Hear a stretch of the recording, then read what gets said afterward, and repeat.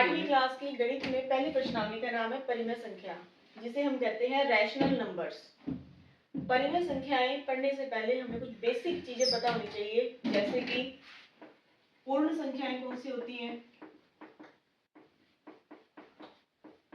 प्राकृत संख्याएं कौन सी होती हैं और पूर्णांक क्या होते हैं। हमें पता है कि जब भी हम गणित पढ़ते हैं तो उसमें गिनती कहाँ से शुरू होती है, एक से। तो अगर कोई संख्याएं एक से शुरू हो रही है, 1 2 3 4 5 और सो ऑन अनंत तक, तो एक से शुरू होने वाली संख्याओं को हम कहते हैं प्राकृत संख्याएं। लेकिन अगर हम गणित में किसी संख्याओं को जोड़ें या घटाएं तो सिर्फ प्राकृत संख्याओं का उपयोग हमारे लिए पूर्ण नहीं होगा। इसका मतलब हमें कुछ और भी अंक चाहिए। इसलिए अगर हम इन प्राकृत संख्याओं में जीरो और ऐड कर दें, यानी कि अगर हमारी गिनती जीरो से शुरू करें, 0 1 2 3 सो ऑन कहाँ तक, इन्फिनिटी अनंत तक, यानी कि जीरो से शुरू होने वाली संख्याओं को हम कहते हैं पूर्ण संख्याएं और एक से शुरू होने वाली संख्याओं को हम कहते हैं प्राकृत संख्याएं। तो फिर पूर्णांक क्या होता है? पूर्णांक होता है वे संख्याएं जिसमें जीरो भी शामिल हो, धनात्मक संख्याएं भी शामिल हो और ऋणात्मक संख्याएं भी शामिल हो। जैसे कि -2 है या माइनस का 1 है, 0 है, प्लस का 1, प्लस का 2, सो ऑन, यहाँ भी इन्फिनिटी अनंत तक जाएगी संख्याएं और यहाँ भी माइनस के अनंत तक जाएगी। तो ये बेसिक संख्याएं होती हैं, यानी कि जो संख्याएं जीरो से शुरू होती हैं उन्हें हम पूर्ण संख्याएं कहते हैं, जो संख्याएं एक से शुरू होती हैं उन्हें हम प्राकृत संख्याएं कहते हैं, और जो संख्याओं में धनात्मक, ऋणात्मक और जीरो तीनों ही शामिल हो उन्हें हम पूर्णांक कहते हैं। लेकिन हमारा टॉपिक क्या है? परिमेय संख्या। इसका मतलब परिमेय संख्या की क्या होती है?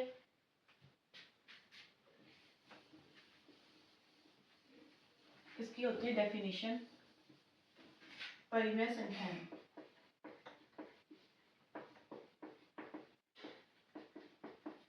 जिसको हम रैशनल नंबर्स भी बोलते हैं।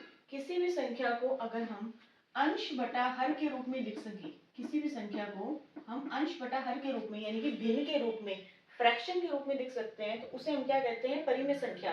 लेकिन इसकी एक शर्त होती है कि हर में जो भी संख्या होगी उसका मान कभी भी जीरो नहीं होना चाहिए, यानी कि जो भी आप हर में संख्या लोगे उसका मान जीरो नहीं होना चाहिए। और आम रूप से हम परिमेय संख्या की परिभाषा क्या लिखते हैं कि वे संख्याएं जिन्हें हम p बटा क्याऊ के रूप में व्यक्त कर सकें तथा क्याऊ का मान जीरो नहीं होना चाहिए, तो उसे परिमेय संख्याएं कहते हैं।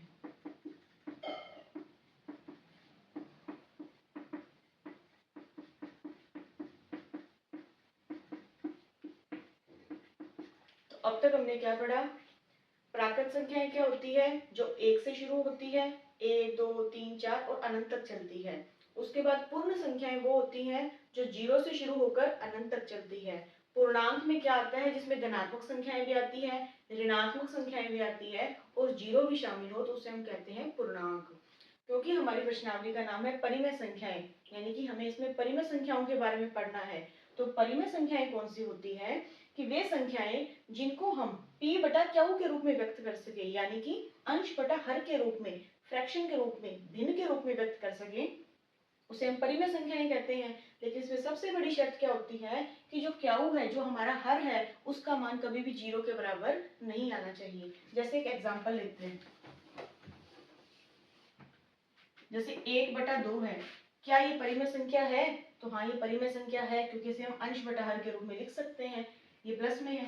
क्या हम माइनस के 3 बटा 4 को परिमेय संख्या कह सकते हैं? हाँ, हम इसको भी परिमेय संख्या कहेंगे, क्योंकि ये कहीं शर्त नहीं है कि वो माइनस हो या प्लस हो, एक ही शर्त है कि हर में जीरो नहीं होना चाहिए। तो क्या हम 1 बटा 0 को परिमेय संख्या कह सकते हैं? तो इसको हम परिमेय संख्या नहीं कहेंगे, क्योंकि इसमें हर का मान क्या है? जीरो, जो कि नहीं आना चाहिए।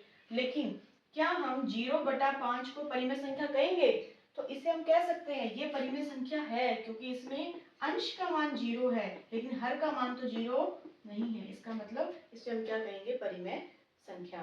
तो आई थिंक परिमेय संख्या का कंसेप्ट आपको समझ में आ गया होगा कि वे संख्याएं जिनको हम p बटा क्यू के रूप में व्यक्त कर सकते हैं और क्यू का मान 0 नहीं होना चाहिए, उसे हम क्या कहते हैं, परिमेय संख्या। ये इसके कुछ एग्जांपल्स हैं। एक क्वेश्चन है मेरा कि क्या हम 5 को परिमेय संख्या कह सकते हैं, तो इसका उत्तर भी क्या आएगा, हाँ कह सकते हैं, क्योंकि हमें पता है कि हम 5 को 5 बटा 1 भी तो लिख सकते हैं, क्योंकि किसी भी संख्या को अगर हम 1 से भाग देंगे तो इसका उत्तर तो वही संख्या आएगा। तो कई बार हमें प्रश्न में ऐसा मिले कि बताओ क्या 2 परिमेय संख्या है या नहीं है, तो हाँ ये भी परिमेय संख्या है, क्योंकि इसको हम 2 बटा 1 के रूप में लिख सकते हैं, जो हमारी शर्त को भी पूरा कर रहा है कि हर का मान 0 नहीं है, और इसको हम अंश बटा हर के रूप में लिख सकते हैं। तो ये है परिमेय संख्या, जिसकी मेन डेफिनेशन है। अगर हम इसकी परिभाषा पता होगी तो हम इसको आगे भी हल कर सकते हैं। अब हमारे परिमेय संख्या के बारे में हमें गुणधर्म पढ़ने हैं कि क्या ये क्रम विनिमयता को फॉलो करती है, साहचर्यता को फॉलो करती है, इसके लिए गुणात्मक दशमक क्या होता है, इसके लिए योज्य दशमक क्या होता है। तो इसके लिए हम सबसे पहले कुछ बेसिक कंसेप्ट को समझेंगे कि क्रम विनिमयता होता क्या है, साहचर्यता होता क्या है, उसके बाद हम इसमें परिमेय संख्या के लिए करेंगे।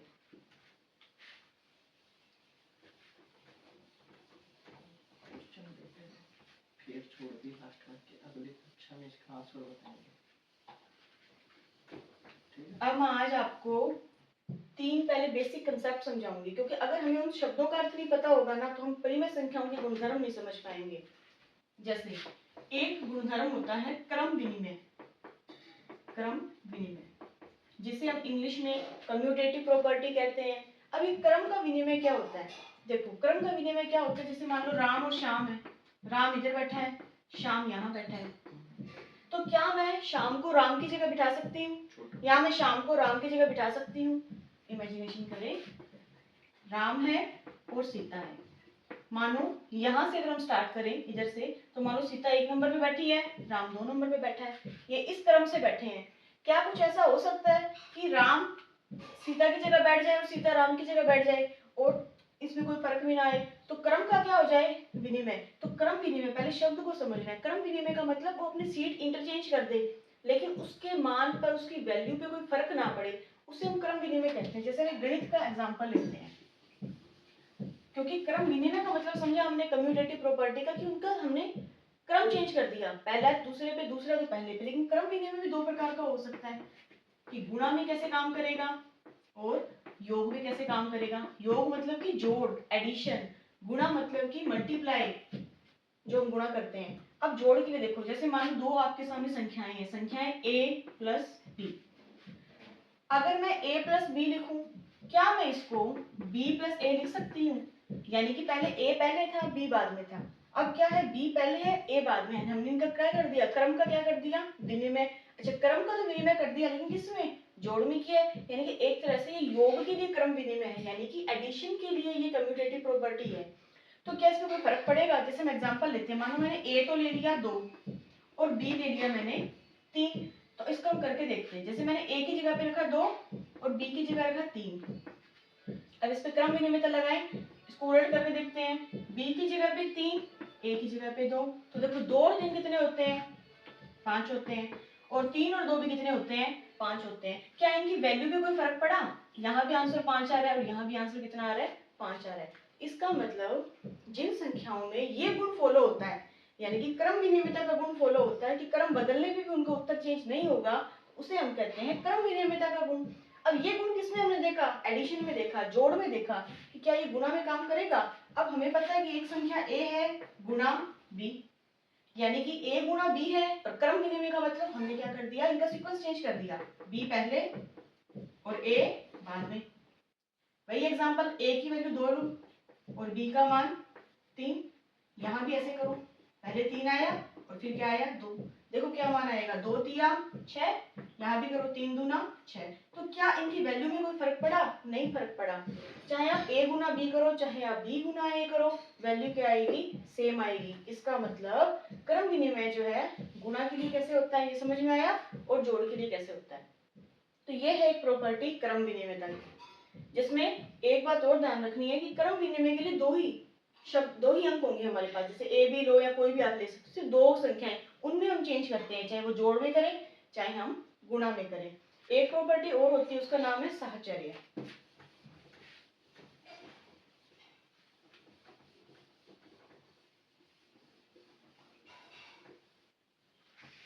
दूसरी प्रॉपर्टी का नाम है साहचर्यता। अरे साहचर्यता का नियम क्या होता है?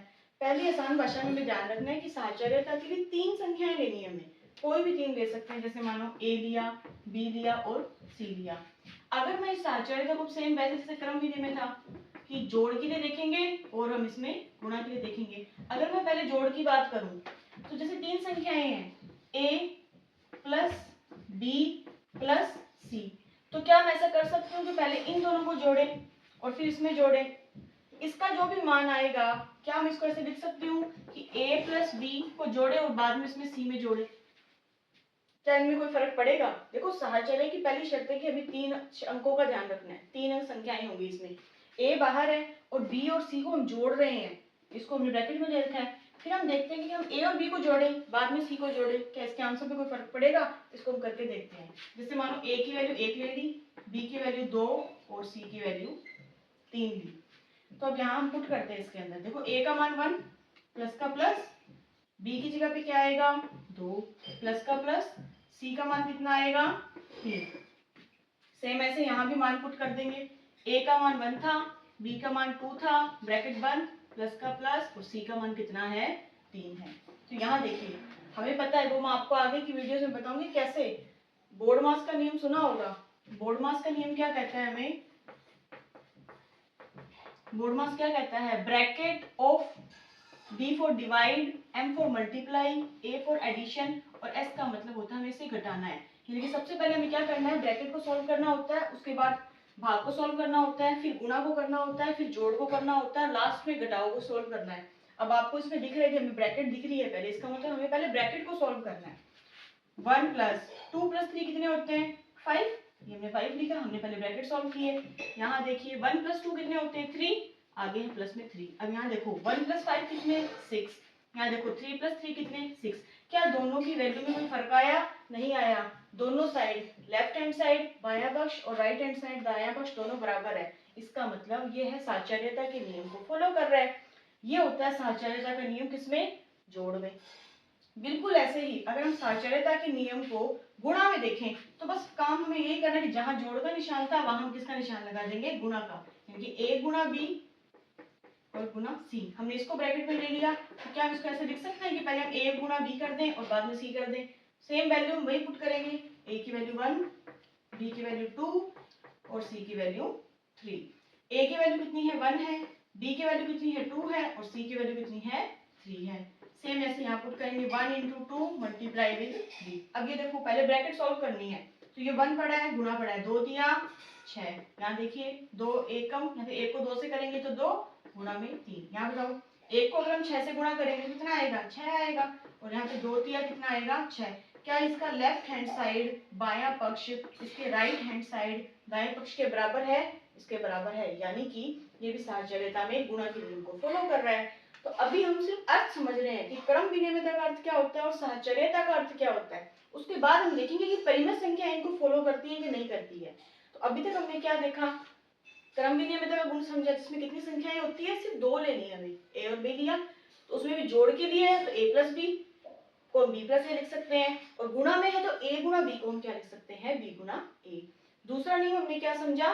साहचर्यता, जिसमें हम देखते हैं कि 3 संख्याएं होती है a, b और c। इसको हमने देखा कि कैसे हम एक संख्या को बाहर रख के 2 को ब्रैकेट में लेके सॉल्व करेंगे। तो क्या हम इसको ऐसे कर सकते हैं कि पहले वाली 2 संख्या ब्रैकेट में आ जाए, फिर उसको हमने आपके सामने इसको सॉल्व किया, जोड़ के लिए भी किया गुणा के लिए भी किया, तो कोई वैल्यू में कोई फर्क आया? नहीं आया। इसका मतलब ये होता है साहचर्यता का गुण। अब हम अगली वीडियो में समझेंगे कि परिमेय संख्याओं के कैसे गुणधर्म होते हैं और कैसे वो इनको फॉलो करती है, उसमें क्या क्रम विनिमय का फॉलो होता है कि नहीं होता, साहचर्यता की गुणा को नियम को कैसे फॉलो करती है, उसके लिए गुणन तत्समक क्या होता है, योज्य तत्समक क्या होता है। इन बेसिक चीजों को समझने के बाद हम चलेंगे प्रश्नावली के प्रश्नों पर। Thank you.